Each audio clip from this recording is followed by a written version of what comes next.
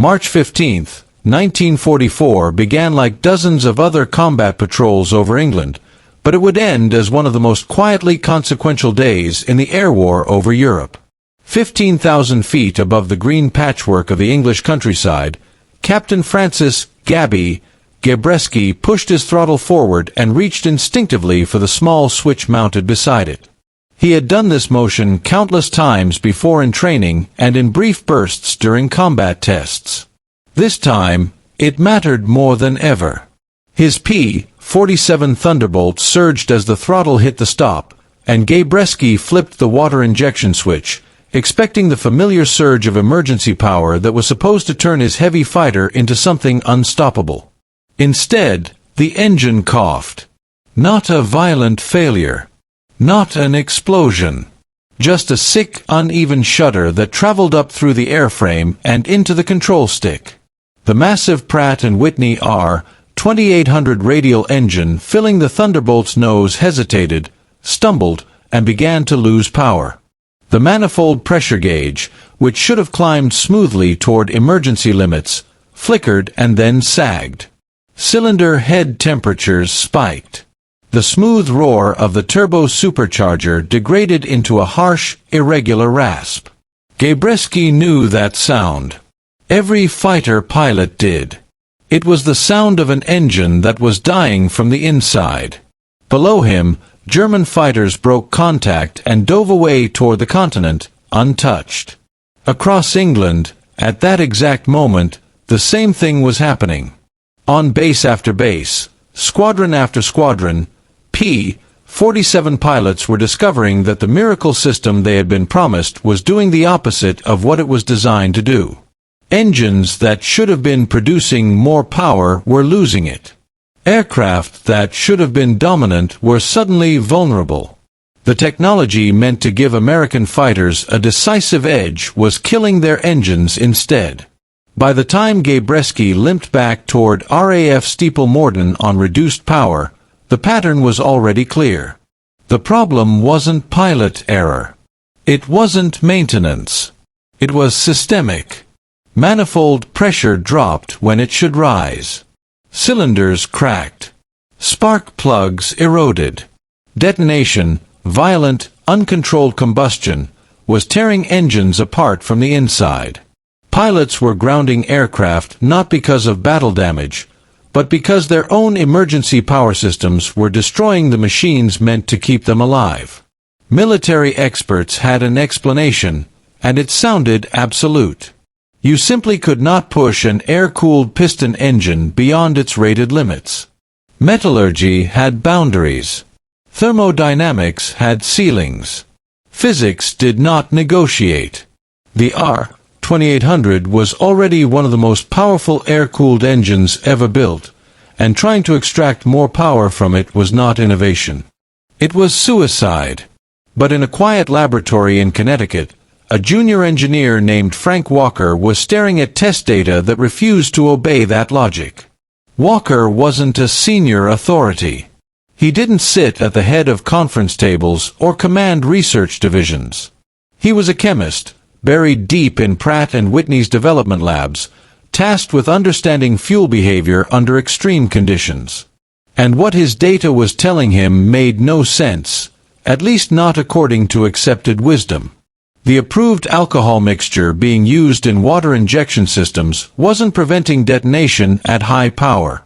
Under the brutal pressures and temperatures inside a combat engine, it was actually causing it. More unsettling still, Walker's calculations suggested something that bordered on heresy. A different alcohol mixture, simpler, cheaper, and largely ignored, could unlock as much as 40% more power from the same engine without destroying it. Not by breaking the laws of physics, but by finally working with them. The establishment dismissed the idea immediately. Walker didn't. To him, it wasn't recklessness. It was chemistry. Weeks earlier, when Gabreski's formation had been cruising at altitude over eastern England, everything had seemed normal. 11 Thunderbolts held formation, their massive radial engines turning steadily at cruise power. The P-47 P-47 was not an elegant aircraft. It was big, heavy, and blunt. But it was tough, and in Gabreski's hands, deadly.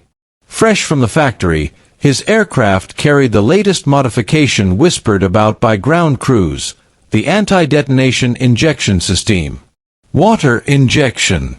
The system that promised to turn brute force into dominance. The theory was simple. Inject a mixture of alcohol and water into the supercharger intake at high power, cool the charge, suppress detonation, and allow higher manifold pressures. More air. More fuel. More power. On paper, it meant over 2,500 horsepower instead of 2,000. The difference between chasing German fighters and catching them. When radar stations vectored Gabreski's flight toward Messerschmitts climbing out of France, the stage was set. The Germans had altitude, agility, and engines optimized for thin air. But Gabreski believed he carried the equalizer. He pushed the throttle forward and engaged the system. And that was when everything went wrong. The R-2800 didn't explode. It betrayed him quietly, insidiously, by taking away power when he needed it most. Across the formation, pilots experienced the same horror. Aircraft staggered. German fighters pressed the attack, suddenly confident again. In 12 minutes, the engagement was over. The Luftwaffe escaped intact. 3 Thunderbolts limped home wounded, not by enemy fire, but by their own technology. On the ground, the evidence was damning. Cylinders showed classic detonation damage. Piston crowns melted. Spark plugs eroded. This wasn't random failure. It was systematic destruction. Within hours, reports flooded in from every 8th Air Force base flying the modified aircraft. Entire groups were grounded. Nearly 200 frontline fighters sat silent. The most advanced interceptor in the American arsenal had been rendered unreliable by the very system meant to save it. At Wright-Patterson Airfield, an emergency conference convened. The room was filled with the most experienced aeronautical engineers in the country. The conclusion came quickly and solidified just as fast. The R-2800 was already at the limit. The failures proved it. Physics had spoken.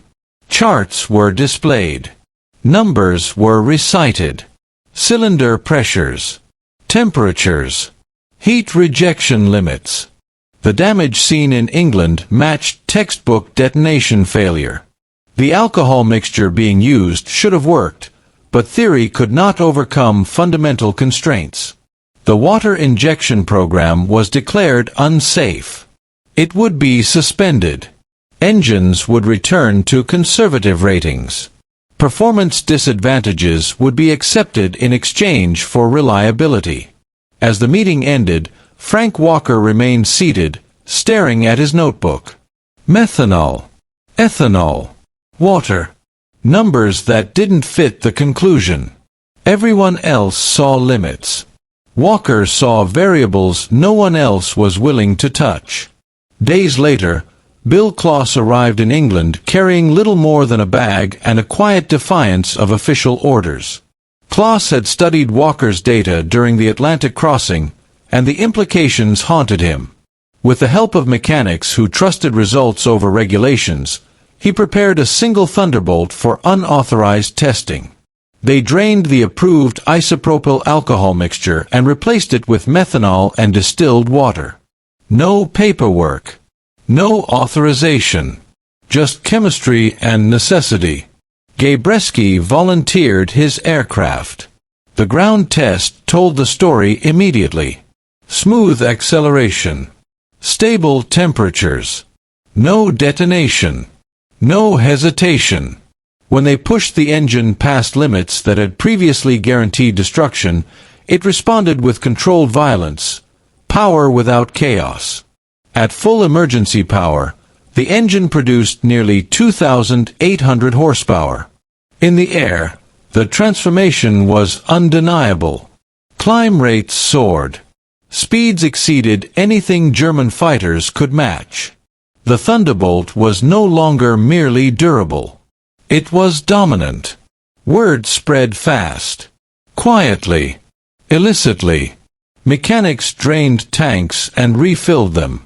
Pilots trusted the feel of the engine more than official directives. On April 8th, the gamble was tested in combat. When German fighters dove on the bomber stream, the Thunderbolts met them head-on. This time, when pilots engaged water injection, nothing failed. Everything worked. The P-47s climbed, accelerated, and maneuvered in ways German pilots had never seen before. The engagement ended with 11 enemy aircraft destroyed and none lost. Reports reached Luftwaffe headquarters describing American fighters performing beyond known specifications. The disbelief was immediate. The reality followed quickly. Within weeks, every American fighter squadron in England adopted Walker's mixture. Losses dropped. Victories climbed. Air superiority shifted. The chemistry was validated not in laboratories, but in the sky.